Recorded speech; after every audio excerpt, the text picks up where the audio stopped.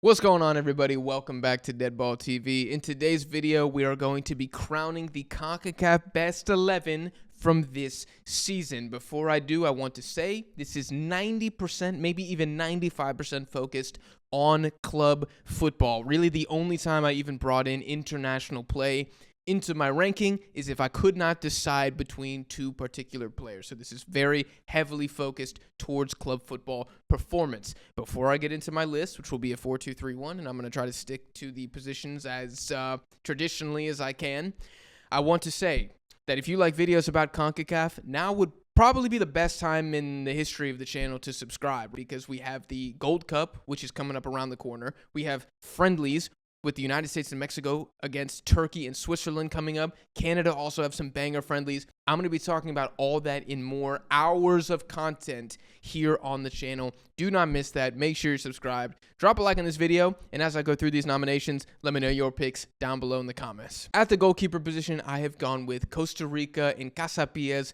Patrick Sequeira. I think Patrick Sequeira is the best of the current performers of CONCACAF goalkeepers, and I'll be very honest, it ain't looking good right now. This is probably the lowest overall quality of goalkeepers that CONCACAF has had since I started watching the sport, right? This is typically the bread and butter of the region. You want to look at, okay, who are the best performers in European clubs from CONCACAF? Tim Howard, Keylor Navas. You got guys like Memo Ochoa stepping up every single World Cup. Even Andre Blake for Jamaica being one of the better goalkeepers in the MLS. But that era seems to be behind us now, and we're kind of waiting for to anoint the next king at the goalkeeper position inside CONCACAF. And Sequeira, he might be a bit of a hipster pick for this. I do not think he's going to stay at Casapia very long. It seems like a lot of clubs are really monitoring how good he's been there. If you look at his performances against specifically the top clubs in Portugal, Lisbon, Porto, Benfica, he's got games with 5, 6, 7 saves, man of the match performances against the big dogs. So I don't know how long he's going to stick around here, but I think he's done enough relative to his competition for this award to be my goalkeeper for this season. At the left back position, I am going with Jedi Robinson from Fulham and the U.S. men's national team. I will admit that Jedi was much more on fire in 2024. He's kind of cooled off a little bit in 2025, but the brother still has 10 assists in a season for Fulham in the Prem, not in the Championship, in the Premier League. And I think anytime somebody from Fulham is getting 10 assists in a season, I don't care if it's an attacking midfielder, left winger, whatever, but much less a fullback, you must give respect to that type of performance. And even though the numbers haven't been eye-popping in 2025, Anthony Robinson is still one of the best two-way fullbacks in the most physically demanding and competitive league in the world of football. Let's be honest, his only competition here is Alphonso Davies, who got injured. He's missed games. I think it's pretty comfortably Jedi's award for this season. Moving on to the center back position, I have one guy who's a lock, and the other one I'm very comfortable with, but there's a little bit more debate. The one that I think is comfortable is Johan Vazquez for Genoa. I think this guy started the season a bit rough,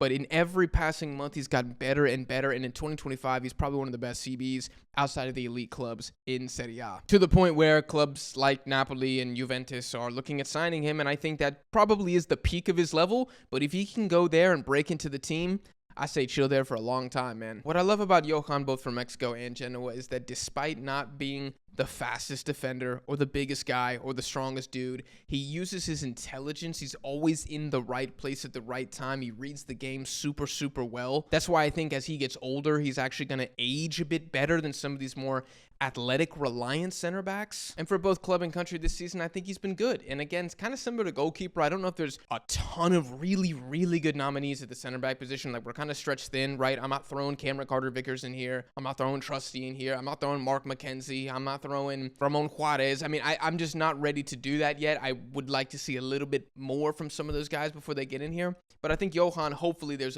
at least a general consensus about that. The second CB joining Johan Vazquez is going to be Chris Richards. I was kind of weighing him and Moisey Bombito, but Chris Richards, man, he was a pretty important figure for a Crystal Palace team that just won the FA Cup.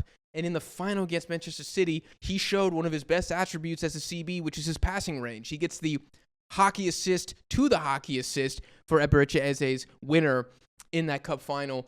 I think Chris Richards, last season he was kind of like in and out all the time. This season he was much more of a cemented figure in the back three. He still does make mistakes. He's not a perfect center back. But again, he's doing this in a very, very intense, demanding league for Crystal Palace, who aren't exactly a powerhouse in the Prem, even though they have a very good squad and probably underappreciated squad. I think Bombito will get a chance next season, but I like Chris Richards here. At the right back position, I am going to go with Panama and Marseille's Amir Murillo. Now, this one's a bit 50-50 here because he played damn near 50% of his games as a right back and 50% of his games as a right-sided center back, so I think he's eligible for both. I don't really care where you want to put Murillo, but you must absolutely have him in your team of the season. I don't want anybody in the comments saying Joe Scally had a better... No.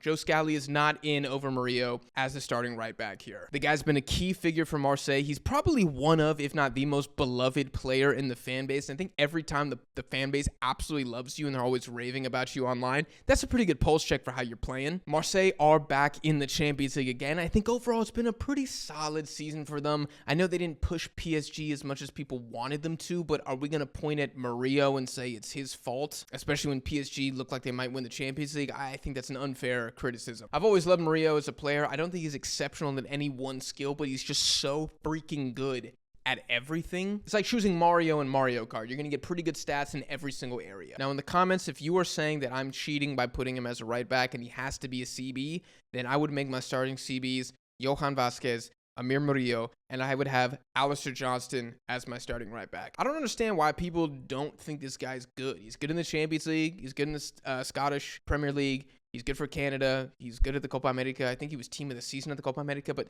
the guy has like 0 PR. He probably needs to hire a firm to start, pumping out social media propaganda about it. Moving on to the midfield now, I'm going to start with my CDM, and I do have Tyler Adams from the U.S. men's national team in Bournemouth. I'm not really sure who the main competition is for Adams this season. I mean, it's not Edson Alvarez, hell no, and I don't know, Christian Martinez from Panama, and it is Tyler Adams. Adams is really back to his best at winning the ball back, crunching slide tackles, elbowing people in the chest, and then immediately passing it off to another midfielder or to a winger and letting them do all the fancy dribbling and chance creation. And you know what? There's nothing wrong with that. He is a CDM after all. Not everybody can be Moises Caicedo. And again, I don't really know who else we're going to put here. Johnny Cardoso? Speaking of Johnny Cardoso, as my other double pivot, I'm going with Johnny Cardoso. Here he is. I know this double pivot lacks creativity, although I do think Cardoso has a much better offensive repertoire than Tyler Adams, so I think they could theoretically work together in a real partnership. And simply put, Johnny Cardoso has been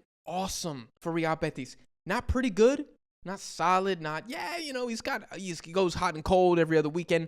No, like arguably their second or third best player. I mean, Isco's number 1. If you want to put Johnny Cardoso at 2, you are not insane for that. Some people will say Anthony, but Anthony only arrived here in the January transfer window. Johnny Cardoso has stepped up time and time again the entire season against all the big teams in La Liga. This guy is a big game player for his club. If Real Betis are going to make the Champions League next season or retain a European spot, they absolutely have to keep him. Rumor is Spurs are going to grab him for 40 mil. That's not what this video is about. But Cardoso, whether you like Betis or not, I don't know if Betis have that many haters, unless you're a Sevilla fan, he's got to be in the team of the season. I do want to shout out Marcel Ruiz from Toluca, who was my main competition I was considering putting in here. But Cardoso's just been way too good. If you want to give somebody like Ruiz the silver medal, I'm okay with that. Who would even be another like really good? Maybe Weston McKennie if you want to give him the bronze medal, or I don't care which one of them gets the silver medal, but you know what I'm talking about. Those are the nominees here. The fact is, neither have been as good as Johnny Cardoso. Moving on to my 10, my attacking midfielder position, I do have Malik Tillman. I'm not the biggest Malik Tillman guy as compared to many U.S. fans who just absolutely simp over the GA every single year. I mean, my main argument about being an attacking midfielder for PSV is you're going to get GA, bro. Like, that's just the nature of being an attacking player for one of the bigger clubs in the Eredivisie. I don't think we need to look into that too much. And not to be a Debbie Downer with this position, but similar to goalkeeper, I really feel like Concacaf is largely cooked at the 10. I mean, who the hell am I putting in here? Gio Reyna, Coco Carrasquilla, who's not even really a cam. He's more of an 8, and even though I think he's disturbingly underrated still, he's playing at Pumas, and Pumas haven't been good. He's got no help. Anyways, this isn't about Coco Carrasquilla. I'm not going to be defending him too much in this video. I think Tillman almost wins it by default. I mean, I'm really scratching my head here. Who else it would even be? 13 goals and 3 assists with a couple of Champions League goal involvements is enough for him to comfortably be the nominee this season. And all I can hope and pray for is that we start getting some more 10s out there, man. Because right now, the field is looking thin. Moving on to left wing, I have Alexis Vega from Mexico and Toluca. And I'll be honest, I think he stomps the rest of the field this year. I'm really struggling to remember a time when a guy was terrorizing Liga MX like this and not playing for America or Tigres. I did my prep for this video like a week ago, and I've had to update his stats twice because he keeps on effing scoring and getting assists. Just knocked out Tigres in the semifinal. The guy is unplayable. I have been very critical of Alexis Vega on the channel, mainly his mentality about having to, try hard and prove yourself in Europe. But when I see things like this, I truly and genuinely am happy for him, and it's just more proof that yeah, he could be a European player 100%. Let's not be one of those idiots who pretends that you could drop any average winger into Liga MX and they would give me a double-double with Toluca. I'm not a Liga MX historical expert either, but I would love for somebody to let me know down below in the comments where his performance this season ranks all time, or at least ranks all time for wingers. Because when I watch him, dude, it's like he's possessed. I think when you were the best player in a top 12 league for a team that is not a stereotypical powerhouse or the one with just the biggest wage bill, bro, you're probably going to make the Concacaf best 11. And so, yeah, man, shout out to Alexis Vega. I've been nothing short of a dog this season. Moving on to the striker position, I do have Canada and Lille's Jonathan David. Or should I say Canada and question marks Jonathan David, because his contract with Lille has come to an end and we have no idea where he's going to go. But I can bet you one thing, and that's it's going to be a bigger club, and that's no disrespect to the French league. I tweeted this after his last game. Follow me on Twitter, shameless plug. Jonathan David is leaving Lille as an absolute bona fide club legend. And I don't really think we're grasping what that means, right? Like, this is a CONCACAF player, one of our own, whether you're Canadian, American, Mexican, one of our own, somebody from our backyard, is leaving a good French team, not a French team in the third division, not like a Albanian club, with all due respect. I don't know why I picked Albania, but you guys get what I'm saying. A good French team. He is leaving as a champion, and he is leaving as one of their top goal scorers all time, and he is leaving as a club legend. That does not happen to CONCACAF players very often. Anyways, I digress, because this is team of the season, so we don't need to go like over Jonathan David's entire resume, but it is yet another season of finishing in the top 5 scoring in the French league. So what is that? 4 seasons in a row. Let me see here. He's got goals in the Champions League, goals in the Champions League knockouts. He scored against Dortmund, PSG, Liverpool, Atletico, Lyon, and Real Madrid this season. That ain't bad for a CONCACAF striker. And despite the Raul Jimenez renaissance, and I would give Raul the silver medal for this season, I'd probably give Manfred Ugalde from Costa Rica and Spartak the bronze medal. Despite that renaissance and despite the good season from Ugalde, Jonathan David once again proved why he's the best striker in CONCACAF. And finally, we have the right wing position, where I'm going to nominate Christian Pulisic from the U.S. men's national team and AC Milan. This one is slightly debatable if you consider Mason Greenwood a CONCACAF player, because what he is doing for Marseille is ridiculous. Even if he's Jamaican, if he's not Jamaican, I don't know what the situation is with that. I'm still going Christian Pulisic because it's a better league, and he's playing on a team that is completely dysfunctional, at least on one half of the field, and continues to ball out. I don't really know what his final GA is right now. I have 20 GA just in the league. I think he's almost up to 30 in all comps. As of time of recording, he is 1 assist away from a double-double in Serie A for AC Milan, man. And I know they're not what they used to be. I know it's not Prime Maldini. I know it's not Zlatan and all these other legends. I understand that, but it's still a badge. It's still a shirt that carries a lot of weight, and it breaks a lot of players. And Pulisic, after the whole fiasco at Chelsea, proved that he got it like that. I like to look at the Pulisic situation and think, when they find a competent midfield behind him, no disrespect to Reinders, I think he's been a baller, but the guys around him, and a back line that doesn't concede every single game, what are his stats going to look like? It would also help if Santi Jimenez could lock down the starting striker position, or Tammy Abraham, or Luka Jovic, or, they could just get some semblance of consistency at that position. What are Pulisic's numbers going to be then? That's neither here nor there. This is for this season. He's done more than enough to be the starting right wing, and therefore that's where I have him. And there you have it, folks. I will recap my best 11 right here. I have Patrick Sequeira at the goalkeeper, Anthony Robinson at left back, Johan Vasquez and Chris Richards are my CBs. My right back is Amir Murillo from Marseille. My double pivot is Tyler Adams and Johnny Cardoso. My attacking midfielder is Malik Tillman. Left wing, I have Alexis Vega. Striker, Jonathan David. And right wing, I have Christian Pulisic. What do you guys think of that list? Is there anything you disagree with? Let me know down below in the comments. I hope you enjoyed. Reminder that I'm going to be dropping tons of CONCACAF videos here on DeadBall TV, previewing the Gold Cup, friendlies, reacting to the Gold Cup, live watch-alongs, all that good stuff here, so don't miss that. Make sure you subscribe. Drop a like on the video if you enjoyed, and I'll see you guys in the next one.